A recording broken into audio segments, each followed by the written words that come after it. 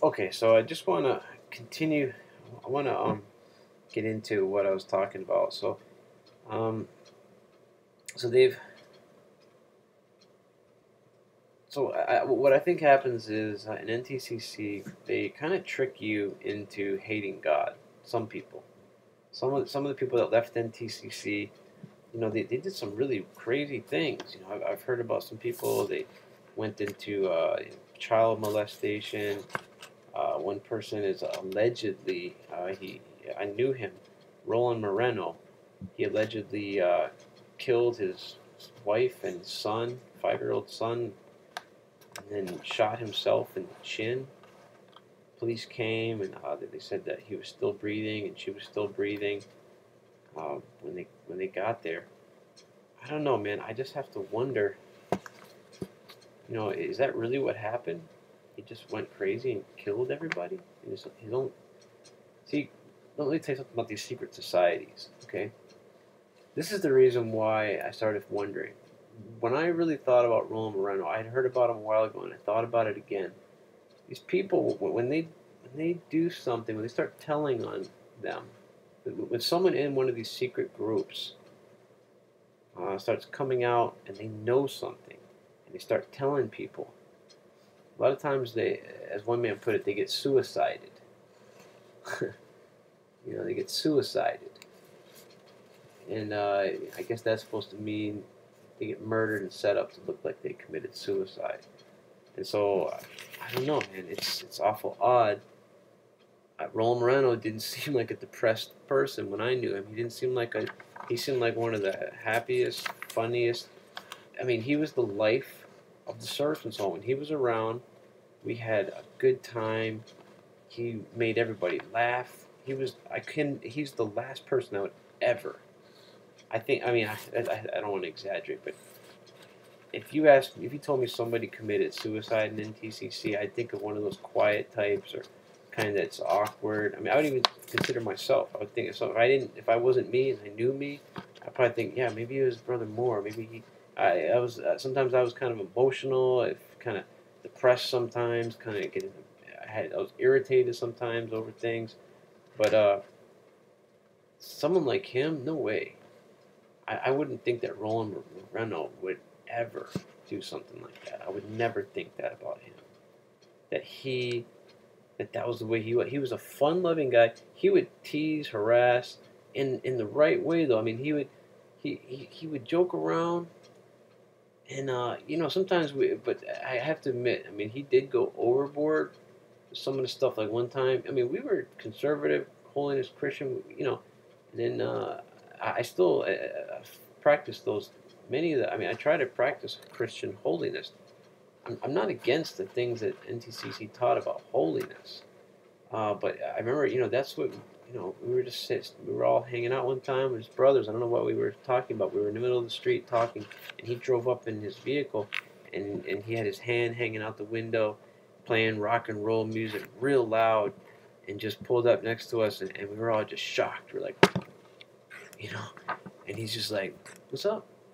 Hey, what's the problem?" He's acting like, but he would do that all the time. He'd pretend, do things just to shock us, But I mean, we thought that was kind of overboard.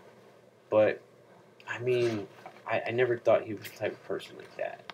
I question some of the things about him because he joked to the point, But I never saw any. And I even actually, honestly, I did see him do something one time, take a small black brother and pretend to throw him over the balcony, and that shocked me because that brother was scared. He really was scared by that. So yeah, I mean that's the kind of stupid stuff. I don't know what to say, man. I wouldn't have thought that he would do something that brutal, though. I mean, yeah, I know some people have the theory that he really did do it because he was conditioned to believe that he was a failure because he had a child and he couldn't do serviceman's work anymore. But I have to wonder, man. I have to wonder about this because they when certain people find out about stuff within secret societies like the ones I'm talking about, the Freemasons. Eventually, like they a lot of times they find them. Oh, they did a bunch. They took a lot of drugs, killed themselves, um, shot themselves, all this weird stuff. So I want to talk about the what where we are today with the Freemasonry and how my theory may be that NTCC is connected with them. Well, why I think that? Okay, there's a conspiracy theory that. Then first, let me just say, what I think the NTCC does is they get you to turn your back on God, hate God, because they show you a lot of stuff that's really godly. You know, they show you a lot of things that are godly. You shouldn't drink, you shouldn't party, you shouldn't participate in rock and roll and a lot of stuff that's really bad. And they're really strict about it. In other churches, I hate to say it, some of them may not even mention a lot of that stuff. So, the question is, uh, you know, uh, well, anyways, they show you all these things. They tell you all these things that are true, you know. But then you see them and you're like, wait a minute, how come he's got this nice car? I mean, doesn't he? How can he do that? How can he just how can he drive around like that and have all these nice things when other people don't have nearly anything like that, and they're giving what little they have to keep their church going, and they have to do it. They gotta front the money for it. They gotta flip the bill every time. They gotta make sure that they have the money, and if there's not enough offerings coming in, then they gotta make it happen themselves. And they go for years and years and years and years, you know, going without. And then if they, I remember Reverend Reed, something about him. I read about how he got a Cadillac and he was criticized by. He says, I guess he was criticized by Reverend Davis for buying a car. He's saying that Reverend Reed had enough faith to buy a car, but not to buy a building, or to pay the rent or whatever, or pay the payment on a building. It's just that the pressure to grow the organization, grow the church where you're at, expand the organization's church, but yet, they don't seem to be hurting financially and under pressure, and it's like unless you're in it with somebody, and you're struggling with them, you can't tell them what to spend their money on and what not to, and how much they should, and what's appropriate for them to enjoy, and how much is right for them to spend on the church. Just didn't seem right to me. And I think people get a bad taste in their mouth and they end up just leaving God altogether. They say, well, if this is what God's all about, holiness, but yet, using and manipulating people and not taking advantage of them, then I don't want anything to do with it. And I think that's what happens in NTCC, and I don't think it's accidental. I think it's premeditated. I think it's planned that way, doing it on purpose to turn people away from God. That's why you see that the ones that stay around, they're like the little. Remember the big dog and the little dog and the Bugs Bunny or the Warner Brothers cartoons with the big dog, like he smacks the little puppy and then he comes running after him anyways. Like, yeah, you're the greatest. You're the best.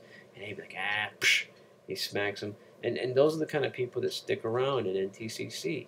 They're the kind that they're just abuse.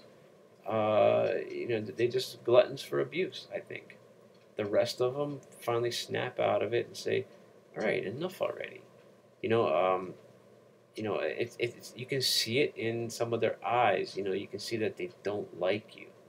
They really don't like you. They actually it makes me think that they despise real Christians. They look at some of us like, while we were around them, they look at us with scowly looks, like, and not smile. Look at us like, they just don't like us. That's what I felt. Sometimes they smile in a certain environment, certain conditions. Sometimes it just was like, what do you want? Get away from me. I don't know, maybe some of us violated the protocol. We did something wrong. Maybe we didn't get in line where we were supposed to get in line, or we made a line but we weren't supposed to form a line. Did something wrong, but they made so many rules for us Some of us were just trying to follow them, and some people. But anyways, yeah, I don't think it's by happenstance. I think it's premeditated, and I think it's part of the conspiracy, the same conspiracy of the Catholic Counter-Reformation, the Jesuits that were trying to turn people away from God during the Protestant Reformation. They were trying to thwart what God was doing, perhaps in the Protestant Reformation, to turn people to a more pure and more true and more accurate Christian worship and faith and religion. You know, Martin Luther. But one of the one of the biggest things about the Protestant Reformation was that they were trying to promote the idea of people having the Bible in their own language, so that they could read it and understand God's word. People were coming out of that Baal form of Christianity. It wasn't really Christianity. It was really idolatry and Baal worship and the Semiramis, the moon goddess, or the queen of heaven, and all this garbage. And people were realizing, wow, none of this stuff's in the Bible. One man, when he finally read the Word of God in his own language, he was like, either we are not Christians, or this is not the Bible. He was like shocked by what he read, and people were leaving the Catholic Church. Well, they didn't like that, the Catholics, and the Pope, that whole institution, they were killing people. I've read or I heard one statistic. It was like 64 million people within like 400 years. They were just slaughtering people for leaving, and so people, by the time your nation, United States of America, was created, people were turning to the Freemasons, this new kind of a New Age thing. People were coming. They had gone through the Enlightenment. They'd gone through this period where they were thinking, "Wow, maybe it's not all about God. Maybe something else. Maybe we should turn to something else." And then turned many people to the Freemasons, a secret society that claimed to have this esoteric knowledge dating back to these fertility gods, the ancient gods, these back to the time of Nimrod and Baal worship, and all it was the same garbage that kept getting the Jews in trouble all throughout the Old Testament. They kept worshiping Baal, very secular, very worldly, very, very sick, demented, sexual worship with temple prostitutes and all kinds of stuff that and it's just the same religion, the devil's religion, all through the ages, getting people sidetracked from the true God. Now, so the Catholics really turned people away from Christianity by doing a lot of things in the name of Christ, using Christ's name, blaspheming it, doing things in the name of Christ and causing people to think, well, that's God. That's what God's church does. That's what the church of God does. Goes around killing people. Well, we don't want anything to do with that. You see the confusion that they caused. They turned a lot of people away from God. So by the 19th century, the 18th century, just before the 19th century, just when our country was formed, people were not really Christian anymore. Many of them were agnostics, and a lot of the people that you think were Christian founders and fathers of the nation, they were actually agnostics, according to some historians dug up the research. They say that you could find a bunch of quotes by them, just as many quotes against God as you can find quotes by the founding fathers for God. So they were basically politicians. They just like politicians today. They'll go to the Buddhist temple just as soon as they'll go to the Christian church, whatever it fits for their campaign. These people would say things at one moment, very eloquent statements about Jesus and good statements about God and the church or whatever, and then they'd say things like, we need to use our own minds and turn to this new enlightenment and that they question the existence of God and all these things.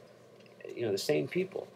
And so they were just, they weren't dedicated Christians. They were politicians. Okay, so let's not be naive. Okay, our country, you think, is a Christian nation. It was founded during that time that I'm telling you about, when people were turning their hearts away. The Catholics were turning people's hearts away from God through this conspiracy, through this trick, this deception. Okay, it wasn't a Christian church doing all this mass killing. It was the Catholic Church, which was grounded in Baal worship. Okay, so, but since then, all right, since this Counter-Reformation, Jesuits have been infiltrating, because it was the Jesuits. They did the Spanish Inquisition. They created wars and strife and all this stuff. They caused all these problems. They gained great, huge power and authority. But it was all secretive. It was all secretive and subversive and behind the scenes. But they're very powerful, and you don't see them, but they're very powerful even today, according to this conspiracy theory. What I'm telling you is basically theory. It's a conspiracy theory that I've come to start to believe very much. But I'm not telling you by fact. Like, I don't know. I mean, I didn't live 200 years ago. Obviously, there's historical information. Other people might just try to disprove it, or others may say that they don't believe it because of this and that and the other. What I'm telling you is a conspiracy theory. Okay, don't be so quick to say, "Oh, you're a conspiracy nut," unless you've done the research, done the homework, you've checked the sources. Take the time to at least spend a few hours searching it online. Listen to some of the documentaries. If they give sources, at least search them out before you just condemn the whole theory and just go around with your oblivious lifestyle thinking everything's hunky-dory, and George Washington and Benjamin Franklin and Thomas Jefferson and all these ones were just saints. We live in a Christian nation, and America's good. Everything we're doing in the Middle East is wonderful. We're just trying to promote democracy. If that's what you want to believe the rest of your life, go for it. But I'm telling you, I don't think so. Okay, so now they've created many conspiracies since then. The Jesuits, or the Freemasons, the Catholics, the Illuminati. It's all basically the same thing, and it all dates back, like I was saying. But modern day, right now, it's the Freemasons. One man came out of it, came out of the Catholic Church, out of the Jesuit order. He says he was a Jesuit priest. I was looking at one of his. He did like a documentary in the form of a comic book, and I saw one page of it, and he was saying, just in that one page, he says a lot, and he was saying that he was invited into this secret meeting, and he went to kiss the hand of one of the, I don't know, a cardinal or a bishop or a archbishop, somebody, and he saw on his finger a ring, the ring that he went to kiss. I don't know if the one he was kissing was this ring, but he saw the ring on his hand. It was a Freemason ring. Okay, and it was shocked him. And so now it's becoming pretty much public knowledge, pretty common knowledge that the Catholic Church and Freemasons is like the same thing. The popes are Masons. So whether there's a lot of different takes on it, whether or not the Catholic Church controls the Freemasons, or the Freemasons have control of the Catholic Church now, and I'm not sure. I just know the whole thing is wicked, and it's all basically idolatrous Baal worship, and it's got a Christian facade to trick you, but it's all there underneath it all. Behind it all, they're doing children's sacrifices with pentagrams, big golden pentagram. They've done. There's people that have come out of it and have told about this horrific stuff. They don't sound like wackos to me. They sound very articulate. They sound very sound in their mind. They sound like they know what they're talking about. They sound very confident in what they're saying, and they claim to have come out of it, out of the Illuminati, and different things. And they've been telling their stories. Many times these people end up missing, or they end up dead. It's really bizarre, and it's very shocking. But this is the research I've done. This is what I've seen. Now, there's so much more. I'm not even beginning to tell you anything yet. I mean, there's so much. But basically, Philip Rothschild is another guy. He came out of the Illuminati. he's saying that there's all these conspiracies. One man was just saying it was the Illuminati, but the other guy that was in the Jesuits, he was saying his name was, um, I might have already said his name. Um, yeah, I'm sure it'll come back to me. He was in the Jesuits. He says that there's many conspiracies. He was told and given authority to go and create all these terrible conspiracies, all these different skirmishes, cause problems everywhere. And so you think the stuff you see in the news is the Muslims against this one, or it just happens to be a war over territory or a war over religion. And they say there's some sayings that say things like, anytime you see a war, be sure that the Masons are behind it, or the Illuminati is behind it. You know, so much stuff is fueled and fomented by them.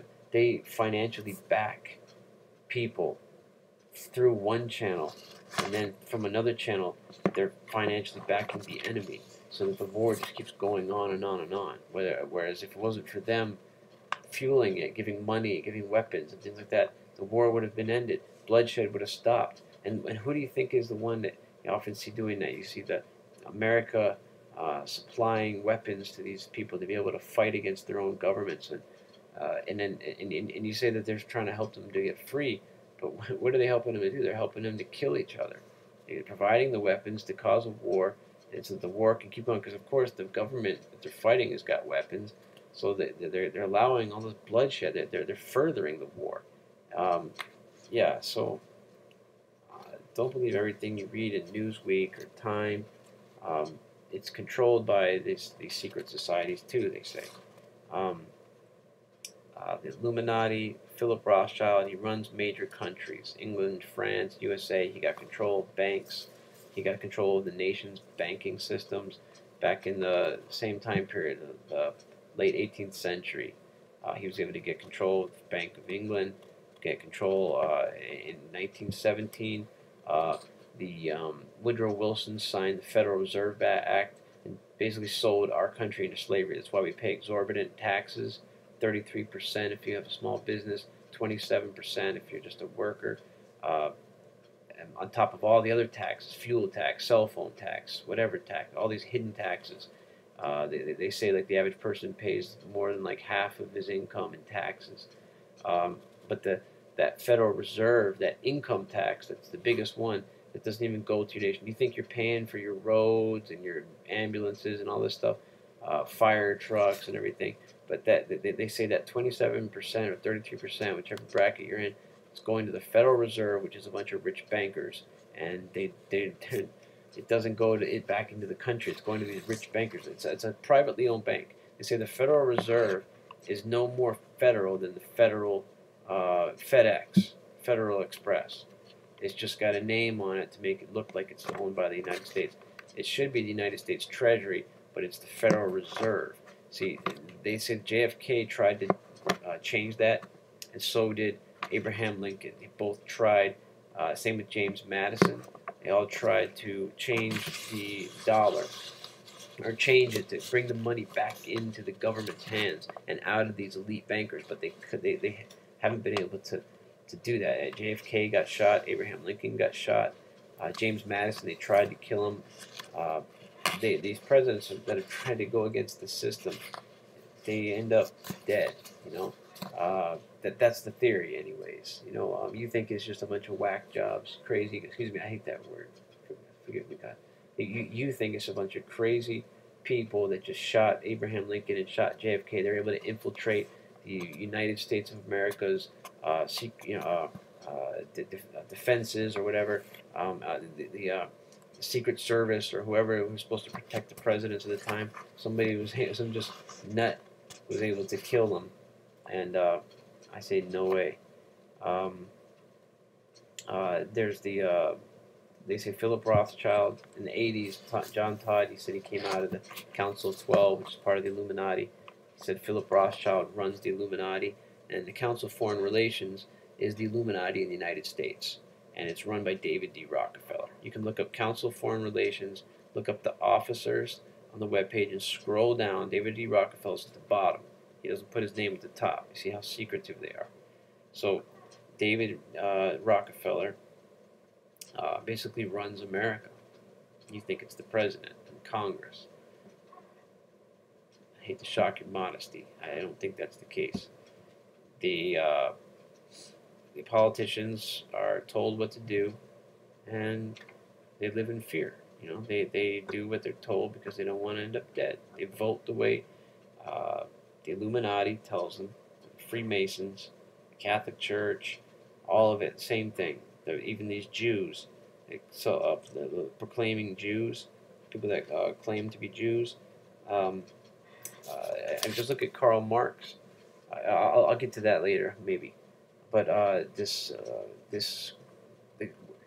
have you even heard of the Council of Foreign Relations before you listen to this video? Or have you heard of the Trilateral Commission or the Bilderbergers? These groups basically are the United States. Well, I know the Council of Foreign Relations and the Trilateral Commission. Basically, that's the Illuminati in the United States, and that is who runs America, not Congress, not the president. These are behind the scenes. They tell the country what to do. They put the presidents that they want in the Oval Office. Okay, when you see a Democrat and Republican that make it to the final race in the campaign, be sure in this day and age, they probably, if you do the homework, you'll find out that both of them were in one of those groups, the Council on Foreign Relations or the Trilateral Commission or the Bilderbergers, which are not part of the United States government. They're in these groups, some kind of special interest groups, and it just one after another. Every president since like JFK has been a part of these groups, and they say that the bloodlines are there. One lady was on a talk show. She was saying, I think it was Dick Cheney's wife. She was saying that Obama and her husband, if I remember right, she was saying that they were related. They were like 8th cousins or something. There's a bloodline and JFK wasn't one of them. They say he wasn't in the bloodline, and so they didn't want him in the presidency. So you might say he was killed for this reason or that reason or this reason. There's probably a lot of reasons why they killed him. It depends on what angle you're looking at it. But all in all, he opposed. I think, or he wasn't exactly what they wanted. You could say it was the Cuban Missile Crisis because he caused a bunch of people to get killed because he didn't follow through and kill the people in Cuba that he said he was going to do, and he got the CIA guys killed. But either way, I mean, I don't think it was just some crazy guy that killed him. He was able to get a hold of a rifle and get in a building at a parade. The president was going to be coming through, and the United States government didn't clear the area and make sure that nobody had weapons within 100 feet or 100 yards from him. I mean, that's ridiculous. The vehicle slows down. They get the cover off. The guy you can see in the video, he gets pulled away. The one that the Secret Service agent that's running behind the vehicle, directly behind JFK, he gets told. You can see the guy stand up, and then he raises up, and you can see they're communicating with each other. And the guy turns around, he's going like this, and then he backs away, and then right then he gets shot. And so you telling me it was just that none of the United States government knew about it? How about 9/11? How about how did 3 buildings just collapse to the earth right into their own footprint like a perfect demolition job? Just because the planes hit 2 of them and 3 buildings collapsed? You don't know about the 3rd building, do you? Maybe you don't know about the 3rd building that fell down, Tower 7. It fell down hours later. You don't hear about that. You always hear about the 2. See, it's like, watch the birdie. Look at these 2 towers with all these people in it that got killed. And so you don't look and notice that this other Tower 7, which was the furthest building, they say, from the 2 towers that got hit, out of all the towers or buildings within the World Trade Center hub, or whatever you want to call it, the group of buildings that made up the World Trade Center. It wasn't just 2. There was like other buildings that were considered like part of the World Trade Center. But Tower 7 was the furthest one from the 2 that got hit, and it collapsed as well. So something, it looked like a demolition job. A bunch of demolition experts say that Tower 7 was a perfect example of a demolition job, the way it fell straight down. All there was some fires, little scattered fires in the building, and it had some minor damage from the building, from the towers. Not enough to just collapse it, and all of a sudden it just falls to the earth. And there's even a video where the guy's going, "Keep your eye on that building. It's gonna be coming down in a minute." And the next thing you know, sure enough, it came down. Uh, yeah, it's a little bit ironic, a little bit questionable. You know, you have to wonder what in the world was going on. Did they blow up the two towers so that no one would investigate and care about Tower 7? And there's something in there that they wanted destroyed. They say there was a lot of stuff, a lot of top level security offices in that building. I think the CIA and a lot of real things, the Enron files and stuff was in there.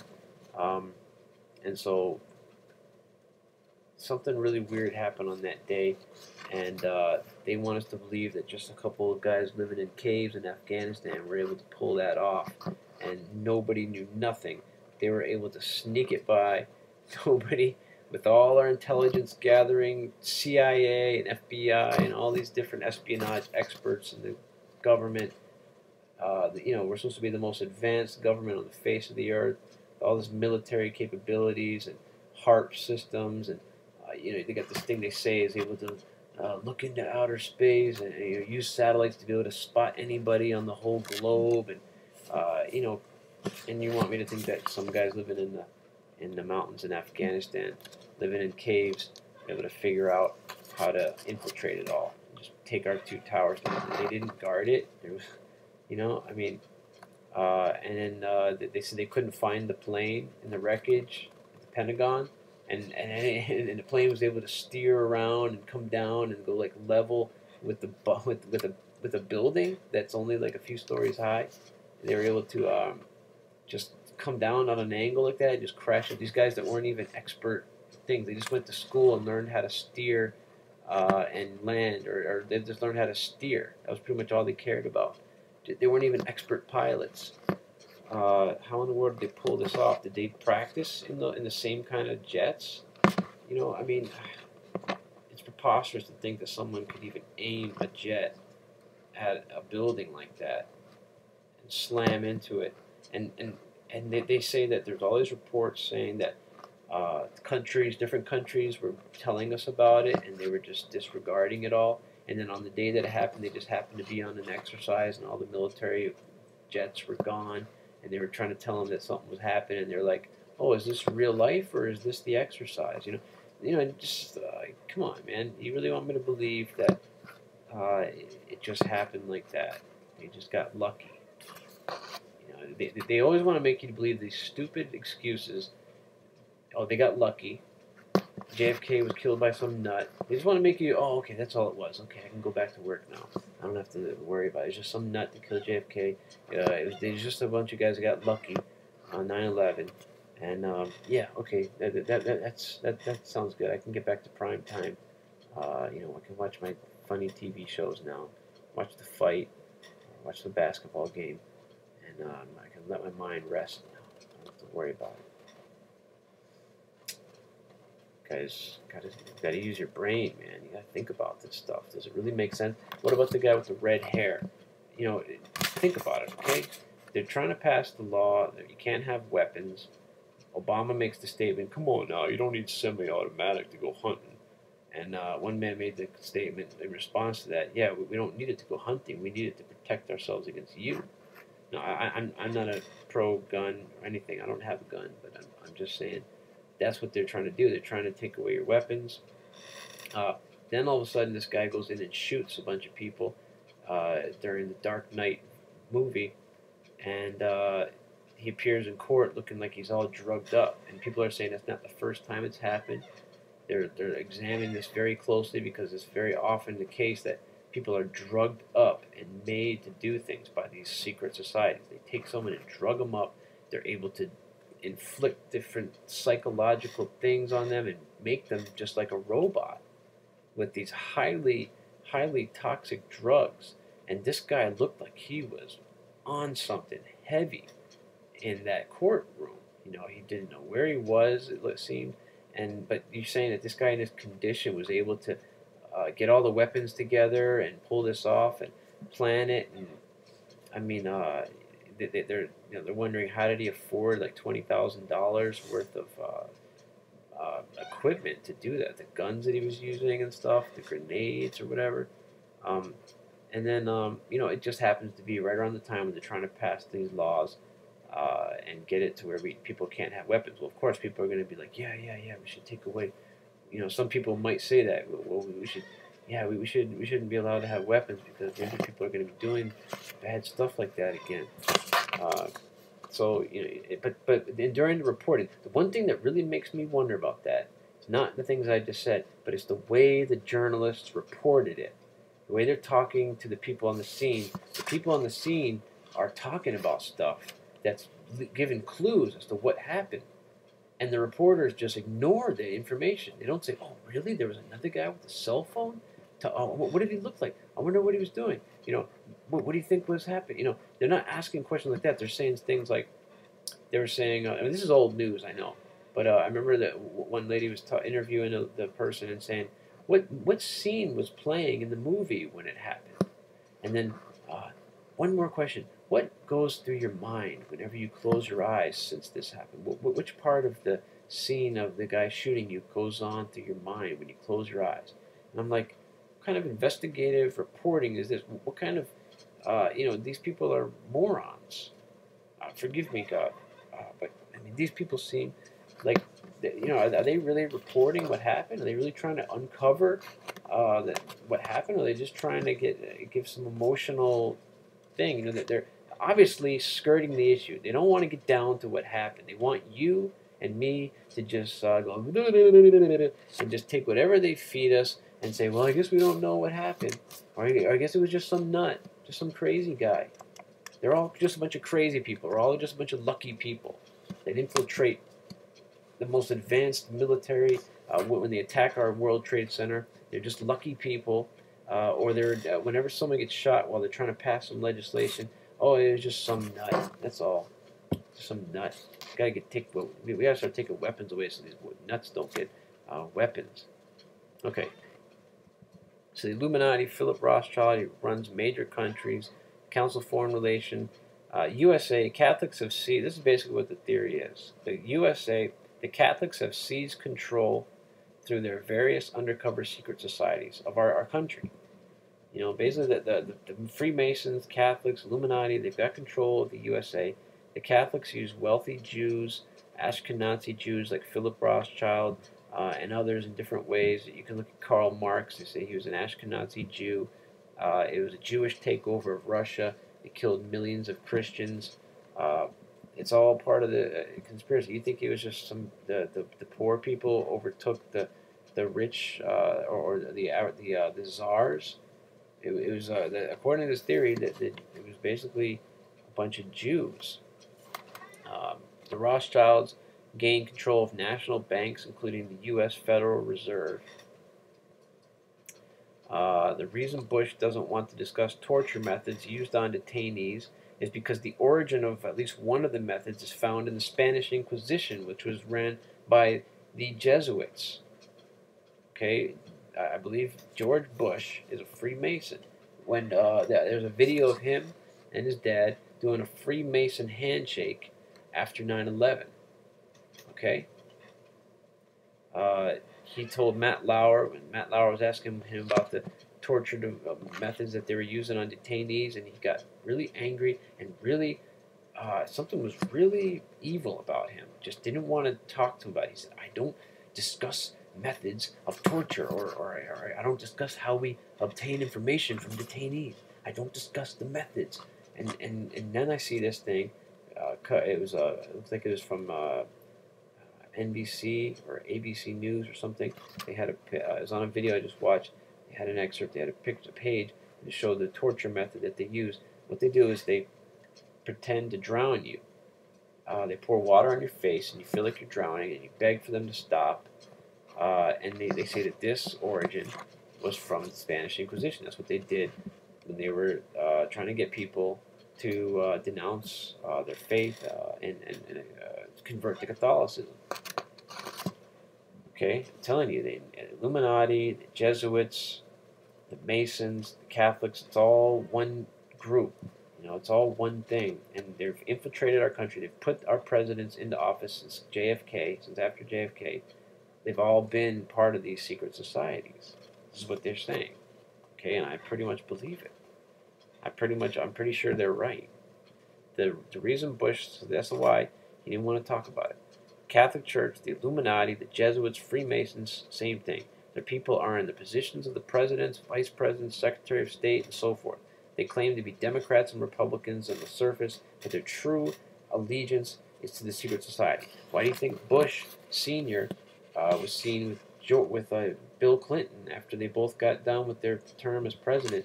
They're seen gallivanting across the world, flying around, doing different things together, just like a couple of nice buddies. You know, they've been friends all along. Doesn't that kind of make you wonder? I know I wondered about that. I thought, huh? I thought one of them was pro-abortion and one of them was against abortion. Shouldn't they not be friends? Wait a minute. Now they're friends? This doesn't make any sense. To me, that was like for George Bush Sr. to do that.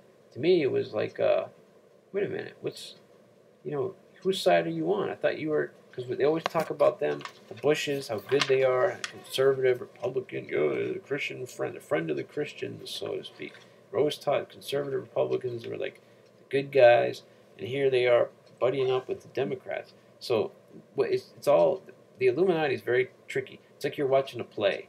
You're watching a movie. You think they're really who they say they are, but they're just actors. Okay? That's what the conspiracy theory is. They're talking about they're Democrats and Republicans. Their really allegiance is to the Freemasons, and the Freemasons want to take over America. They pretty much already did it. You know, they pretty much behind the scenes, secretly, they have control of America and other large nations, very powerful nations. And they're using America like a whore. They are using America, what should have been a good country, or could have been. They're using America to cause all kinds of bloody mass murders, killing leaders and causing wars in their countries that didn't exist. These wars were not taking place. Yeah, maybe the dictator wasn't the nicest guy in the world, but they're causing wars all over the place, and just going in and saying that they're trying to promote democracy. What did they do in Iraq? How do they help Iraq? Is Iraq a good, democratic, well-established, economical and politically and everything? Is it really doing good right now? I think they're not. I don't think the country's in good shape. They just went and ransacked the place and left, and the place is a mess now. And the whole thing, they're supposed to be turning it around and making it a good democratic nation. I heard the denarii is worth like nothing. Okay, where does it all lead back to? Baal worship, which can be traced back to Nimrod, then up through the history of the Israelites and Judahites who committed its practices and adultery against God, and all the way through history in various idolatrous religions, and up to now to the Catholics, Jesuits, Freemasons, Illuminati. It's all basically the same thing.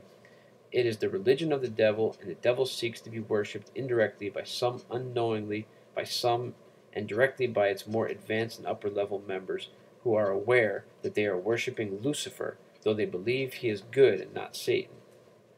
I'm going to stop right there.